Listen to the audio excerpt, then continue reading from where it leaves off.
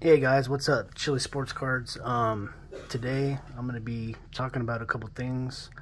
Well, you get some Walker Buehler cards out here for one. I'm gonna talk about him. I'm gonna show off some of the cards that I've been buying recently. Just a few things, nothing too crazy. This is a lot that I bought back in like maybe April. With all the updates. This one was separate. This one was like a couple years ago. But anyway, and just a general, discussion about the hobby overall. I've been paying attention to stuff. I've been following stuff, but I just haven't really been making YouTube videos about it. There's been some pretty, big things going on, and I just want to put out my 2 cents about it. So that's why I'm doing this video. First things first, I don't know what I'm going to call the video yet, so I'm just going to talk about Walker Buehler because he's out here. He is my favorite player in all of Major League Baseball. My favorite team is the Dodgers, and Walker Buehler is my favorite player on the Dodgers. And so I might be a little biased in my prediction. I think that I was just talking about with Baubles and Ball Cards on his channel when he was doing his SGC reveal for his group sub. He was like, nah, I don't think so. But the thing is I've watched him pitch a lot this year. He's not really trying to dominate guys and strike everybody out, but he's trying to go deep into games, and he's trying to, be that, a starting pitcher. He had, at this date right now, I believe it's August 21st, he's already got 21 quality starts. It might be 22. I think that, in my eyes, he's the most valuable player in the National League. Everybody knows that right now. It's pretty open. People talk about Bryce Harper, Max Muncy. If you go back in time a couple months ago before DeGrom was out, it was going to be DeGrom because DeGrom was having like the most amazing pitching season. And that was pretty fair because, besides maybe Tatis, I think a lot of people are thinking that Tatis is going to get it. And, Tatis has good numbers, but he's missed some games. He's been injured.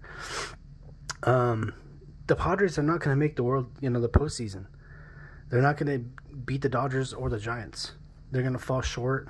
And like I said, I've watched a lot of the Dodgers games. Walker Buehler has had very, very, very, very low run support. Meaning the games that he's been in, the Dodgers have scored very, very little runs. That's why he only has either 12 or 13 wins compared to his 21 quality starts. Now, if you take away his 21 quality starts and you put him next to the very next best person, I think it's like 17. Walker Buehler has like 4 or 5 more quality starts than anybody else. But yeah, like I said, if you take those quality starts and you take away, that's 4 losses. If anybody else on the Dodgers was pitching those games and it was not Walker Buehler, they probably would have been losses. Maybe even up to 10. So the Dodgers would be probably below the Padres right now without Walker Buehler, single-handedly. To me, that's pretty dang valuable. Not to mention the Dodgers rotation, they have had some big setbacks. Right now, it's, at the beginning of the year is Dustin May. They lost him. Trevor Bauer, he's going through some stuff right now. If you don't know anything about that, you might want to just check it out, Google it, whatever. Clayton Kershaw's out right now too. So in my eyes, I know that they just signed Max Scherzer not that long ago, and Max Scherzer is a beast. But ERA, he's leading in ERA. His strikeouts are there. He's not one of the top 3, but he's like top 7. Like I think the guy that has the most strikeouts right now is like 190-ish, and he's like at 160. He's right there. With the innings pitched, his ERA, his WHIP, being top 3, everything like that, plus being the situation that he's in, and with his run support, I just think he's a shoo-in, at least to win the Cy Young. MVP, I don't know. I'm hoping that, he does win it, but I wouldn't mind to see Max Muncy win it, or maybe even Tatis, that's fine. But this is going to be my National League Cy Young and MVP prediction right here. I'm thinking Walker Buehler is going to win it. In my eyes, he has won it. He's my favorite player, but Yeah, I mean, just if you look at the whole entire picture of things, I think that it's him. So anyways, let's go over some cards that I got recently in the mail. I don't know which order I want to do these in. I'm going to kind of shuffle them around a little bit because I just want to do them in a certain order. So let's do the first one right here. It's a Cal Ripken 97 Flair Hot Gloves. It's one of my favorite insert cards of all time. I do have a Griffey. It's an SGC case, but I really like Cal. Cal's like probably my top 4 favorite player from this era. You know, it's Griffey, Bonds, Cal, and probably either Tony Gwynn. And Cal was kind of before those guys, but take that blue tape off there. 97 Flair Hot Gloves. Probably the most valuable one out of all the Hot Gloves. I think the 97 Flairs Hot Gloves are the most valuable ones. 95 probably the least.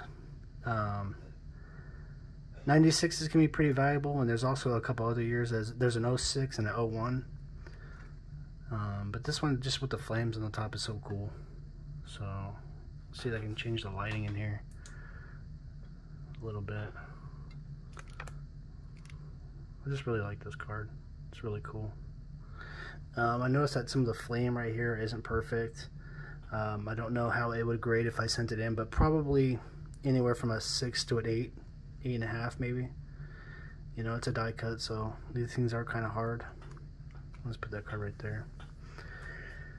Next card, they sent this card in a one touch. It's kind of loose. I don't really like that. I think he tried to tape it to make it better. I don't know what he did, but I'm gonna probably just pull it out and put it in a one of these Beckett top loaders, or it's not a top loader. It's like a, I don't even know what you call these anymore. I can't think of what they're called. Fuck it, I'll just leave it in here. Card is off centered, I could tell right away. You know, looking at that, and then this and this. It's not perfect. I'm sure that there's some print lines in it. But it's a die cut. I really like die cuts. I always have. It's Tom Brady. Real pretty cool card. I got another Tom Brady that's like similar to this, but he's in a Patriots uniform, I believe. And it's like this select tri-colored red, white, and blue thing. So I just think it's a really cool card. And I picked this up, and it was pretty cheap. It was only like $10. You know, it's off-centered, but it's okay. It's just a cool card. So I thought I'd pick it up. For the price, I thought it was pretty cool. Let's do this card next. Yeah, let's do this card next.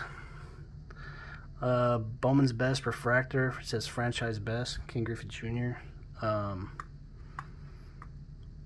Take this blue tape off here so I can see the card better. I haven't actually inspected any of these cards yet. They're just I just opened them out of the mail packaging, so I figured it'd be easier just to show the cards this way. But it's also a die cut, and it's serial number to 1000, so 867. But 90s refractors, I just think they're cool. And I didn't have this one, so I thought it was really cool. So I picked this one up. Pretty happy with that one. Sweet card. Let's do this one next. So I actually already have one of these, and I forgot I had one.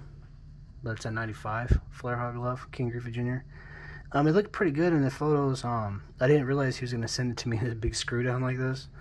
But he did. So I'm going to definitely be taking it out and then taking a good look at it. Looks like there's like a little something right there. I don't know if it's a divot or just something dirty on it. I'm not sure. But I can tell that it is on the card. Nonetheless, it's still, you know, it's a nice insert. they're not super easy to pull. You know, they're like 1 in 60 or 1 in 90. I like the picture of his glove right there. Yeah, it's the Flair Hot Gloves are my favorite insert that ever was. You know, so for me it's nostalgic. I do already have one, but I think I'm gonna take a look at the one that I have in this one, and then whatever one I think is gonna grade better, I'll probably send in to get graded, and then the other one I'll probably just sell. So take a look at those and see what I think about those. Next card. This is also a Flair 99 Showcase Measure of Greatness insert, numbered to 500. You guys can see it right there, 88 to 500. I like the shoes. I like the follow through. Just a good picture of Ken right there.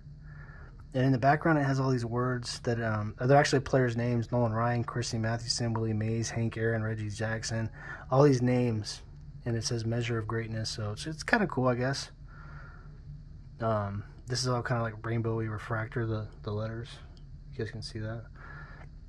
It's PSA. It's a PSA 9. You know, I don't have to pay the big bucks to get a 10.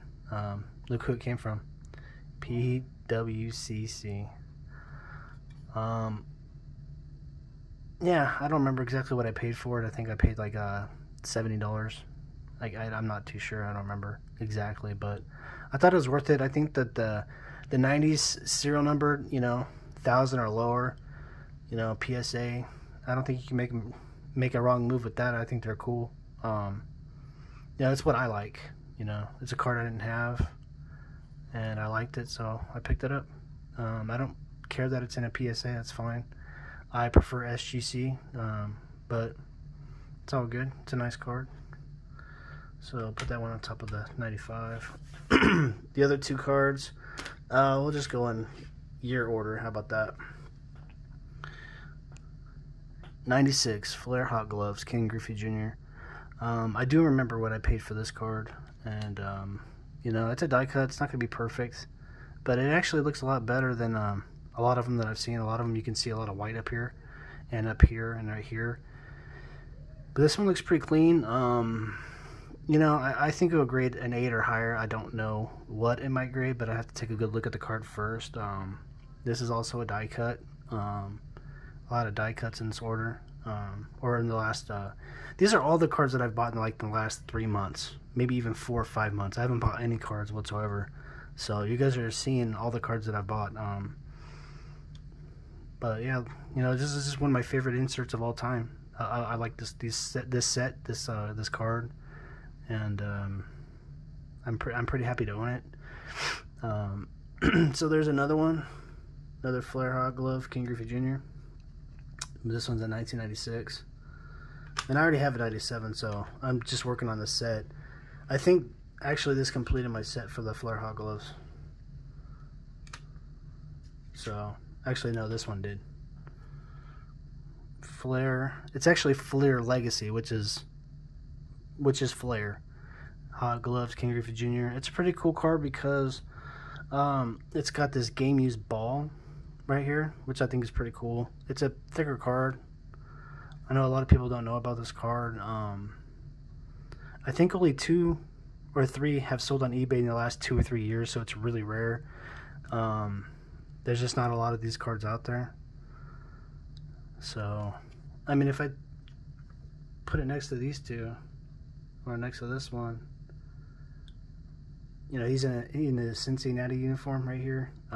I don't mind that so much. I liked him in Cincy, but a lot of people would rather see him in Mariners stuff. So,